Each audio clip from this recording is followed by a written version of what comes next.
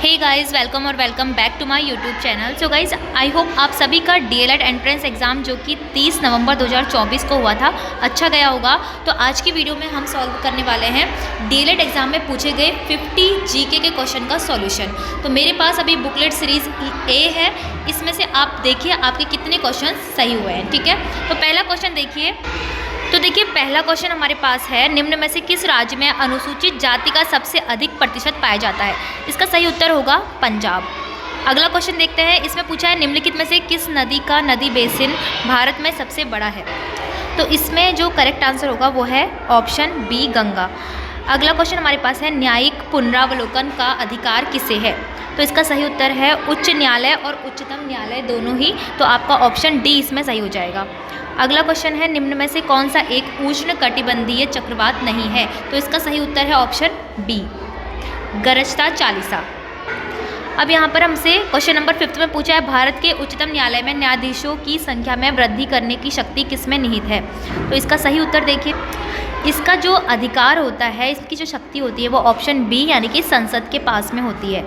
अगले क्वेश्चन में हमसे पूछा है, निम्नलिखित में से किस वर्ष में मुस्लिम लीग ने एक पृथक राष्ट्र का संकल्प पाकिस्तान प्रस्ताव स्वीकार किया था? तो सही उत्तर इसका हो जाएगा ऑप्शन डी, 1940 में। अगला प्रश्न है, भारतीय संविधान के किस अनुच्छेद के अंतर्गत भाषण एवं अभिव्यक्ति की स्वतंत्रता की गारंटी दी गई है?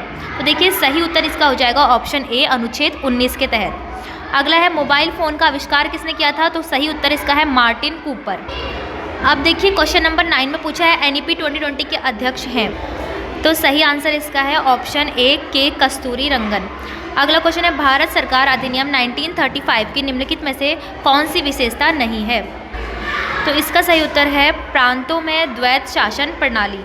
अगला प्रश्न है, भूदान आंदोलन के प्रवर्तक कौन थे? तो दोस्तों भूदान आंदोलन कराया था विनोबा भावे ने। अगला प्रश्न है, किस अनुच्छेद के तहत संविधान ने संसद को संविधान और उसके प्रावधानों में संशोधन करने की शक्ति प्रदान की है? तो सही उत्तर इसका हो जाएगा अनुच्छेद 368। नेक्स्ट क्वेश्चन है, निम्नलिखित में से कौन सा युग्म सुमेलित नहीं है बताना है? Pitt's India act, Warren Hastings सही है, doctrine of lapse Lord Dalhousie सही है, वर्नाक्यूलर प्रेस एक्ट का जो कर्जन मिला रखा है ये गलत है, इसमें लिट्टन आएगा। नेक्स्ट है इल्बर्ट बिल, ये रिपन सही है, तो ऑप्शन सी इसमें सही हो जाएगा। अगला क्वेश्चन है, वर्ष 2024 का फिल्म जगत का प्रतिष्ठित पुरस्कार दादा साहेब फाल्के किसे मिला है? तो इसका सही उत्तर हो जाएगा ऑप्शन डी, मिथुन चक्रवर्ती। अगला क्वेश्चन है, निम्नलिखित में से किस देश में ब्रिक्स शिखर सम्मेलन 2024 आयोजित किया गया है? तो सही उत्तर इसका हो जाएगा भारत। अगला क्वेश्चन है, राजपूताना के निम्न राज्यों में से किसने अकबर की संप्रभुता स्वीकार नहीं की थी? तो इसका सही उत्तर हो जाएगा ऑप्शन बी, मेवाड़। नेक्स्ट है क्वेश्चन नंबर 17, उत्तराखंड का दूसरा सबसे ऊंचा पर्वत शिखर कौन सा है? तो सही उत्तर जाएगा कामेट, और सबसे पहला होता है नंदा देवी।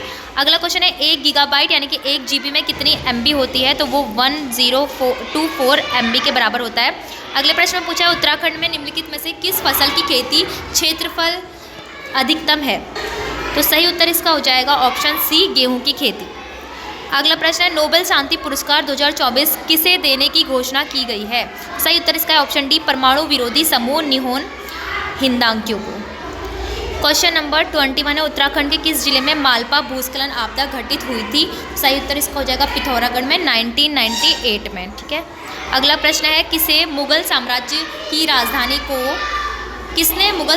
राजधानी को आगरा से दिल्ली स्थानांतरित किया था? तो सही उत्तर उसका हो जाएगा ऑप्शन डी, शाहजहां ने। ठीक है, अगला प्रश्न है, मणिपुर राज्य का सबसे बड़ा जातीय समुदाय है? तो इसका सही उत्तर है ऑप्शन सी, मैतेई समुदाय। अगला प्रश्न है, कौन सा बैंक एवं ग्रामीण वित्त की आवश्यकताओं तक सीमित है? तो इसका सही उत्तर हो जाएगा नाबार्ड बैंक। नेक्स्ट है हमारे पास क्वेश्चन नंबर 25, लोकसभा में अविश्वास प्रस्ताव प्रस्तुत करने के लिए कितने सांसदों के समर्थन की आवश्यकता होती है? टोटल इसमें 50 सांसद चाहिए होते हैं, तो ऑप्शन डी इसका सही उत्तर हो जाएगा। अगला है क्वेश्चन नंबर 26, निम्नलिखित में से किस शासक के पास एक शक्तिशाली नौसेना थी? तो सही उत्तर इसका है चोल। अगला है, सांची स्तूप का निर्माण किसने कराया था? सांची स्तूप का निर्माण कराया था अशोक ने, तो ऑप्शन डी इसका सही उत्तर होगा, अशोक ने करवाया था। अगला है, भारत के संविधान में कल्याणकारी राज्य का आदर्श किसमें निहित है? तो सही उत्तर इसका है ऑप्शन बी, राज्य के नीति निदेशक तत्व ठीक है। अगला है सबसे स्थिर पारिस्थितिक तंत्र है, सबसे स्थिर पारिस्थितिक तंत्र महासागर में होता है, तो ऑप्शन डी हो जाएगा। इसका सही उत्तर ऑप्शन डी हो जाएगा। क्वेश्चन नंबर 30 है, भारत में राष्ट्रीय आय की गणना निम्नलिखित में से किस एजेंसी द्वारा की जाती है? तो सही उत्तर इसका हो जाएगा ऑप्शन डी, केंद्रीय सांख्यिकी संगठन। अगला है, भारत में आम जनता की इंटरनेट तक पहुंच शुरू हुई, तो ये हुई थी 15 अगस्त 1995, ऑप्शन बी से। ठीक है। अगला क्वेश्चन है, त्वचा कैंसर में वृद्धि एवं उच्च उत्परिवर्तन दर परिणाम है किस चीज़ का? ये है ओजोन परत क्षरण का, तो ऑप्शन डी यहाँ पर सही हो जाएगा। अगला है, भारतीय राष्ट्रीय कांग्रेस की सबसे पहली महिला अध्यक्ष कौन थी? सही उत्तर इसका है एनी बेसेंट। ठीक है, एनी बेसेंट, यानी कि ऑप्शन 3 सही हो जाएगा इसमें, एनी बेसेंट। नेक्स्ट क्वेश्चन है, निम्न में से कौन सा देश विश्व में मसालों का सबसे प्रमुख उत्पादक देश है? तो सही उत्तर इसका हो जाएगा भारत देश। अगला क्वेश्चन है, किस दिन विश्व एड्स दिवस मनाया जाता है? तो दोस्तों 1 दिसंबर को विश्व एड्स दिवस मनाया जाता है। अगला है, वर्तमान में उत्तराखंड की जीडीपी में सर्वाधिक योगदान किस क्षेत्र का है? तो इसमें द्वितीय क्षेत्र का योगदान सर्वाधिक है अभी वर्तमान में। अगला प्रश्न है, भारत में सबसे पहले किस जैव मंडलीय आरक्षित क्षेत्र की स्थापना की गई थी? तो सही उत्तर इसका हो जाएगा option C, Nilgiri. Next question है हमारे पास क्वेश्चन नंबर 38, इसमें पूछा है, भारत में सर्वाधिक चाय उत्पादन करने वाला राज्य कौन सा है? तो सही उत्तर इसका हो जाएगा असम। अगला प्रश्न है, रुपए जारी किया गया है, तो रुपए किसके द्वारा जारी किया गया है? भारतीय राष्ट्रीय भुगतान निगम लिमिटेड द्वारा। अगला प्रश्न है, टाइफाइड से शरीर का कौन सा अंग प्रभावित होता है? तो टाइफाइड से आंत प्रभावित होती है। नेक्स्ट क्वेश्चन में हमसे पूछा है, दूध का दही के रूप में जमने का कारण क्या होता है? तो ये है लैक्टोबैसिलस। ठीक है, लैक्टोबैसिलस नाम के बैक्टीरियाज उसमें होते हैं। अगला क्वेश्चन है, निम्न में से कौन भारत का सबसे बड़ा एवं संगठित उद्योग माना जाता है? भारत का सबसे बड़ा संगठित उद्योग सूती वस्त्र उद्योग माना जाता है। नेक्स्ट क्वेश्चन है, अगला क्वेश्चन है, सिडकुल राज्य औद्योगिक विकास निगम लिमिटेड का मुख्यालय कहाँ पर स्थित है? तो ये देहरादून में स्थित है।